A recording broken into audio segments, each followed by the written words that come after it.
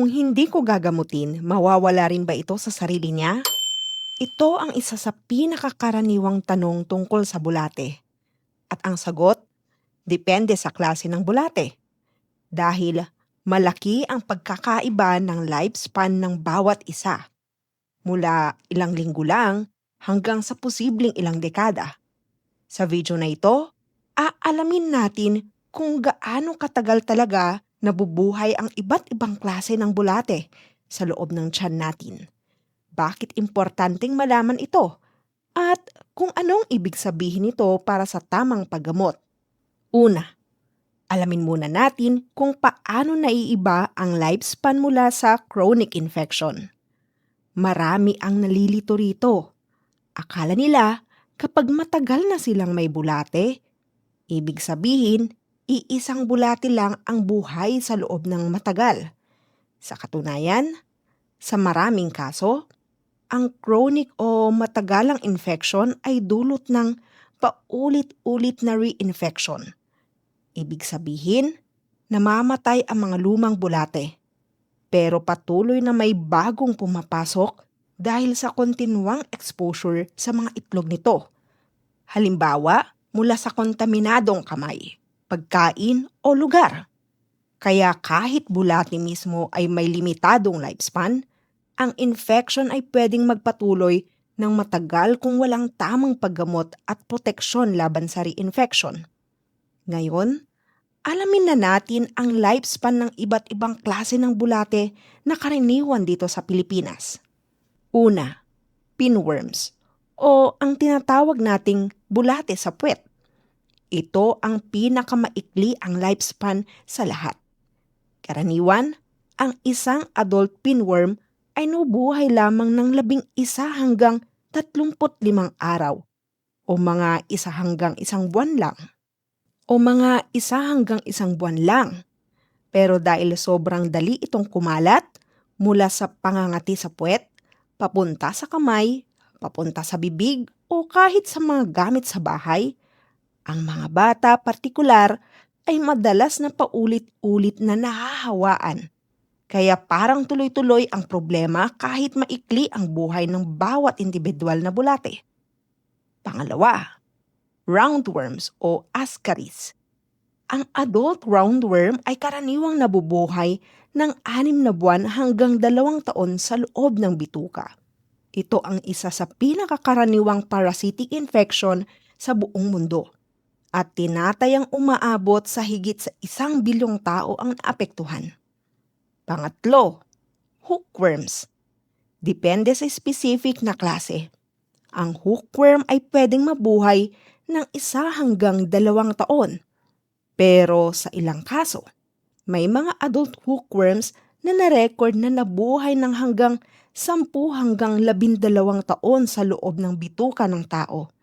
Ito ang dahilan kung bakit ang hookworm infection ay isa sa mga seryosong dapat pagtuunan ng pansin dahil sa potensyal nitong tumagal ng matagal. Pang-apat, at ito ang pinaka-nakakagulat, ang tapeworms. Ang mga tapeworms katulad ng beef tapeworm ay may kakayang mabuhay sa loob ng bituka ng tao ng 30 hanggang 40 taon.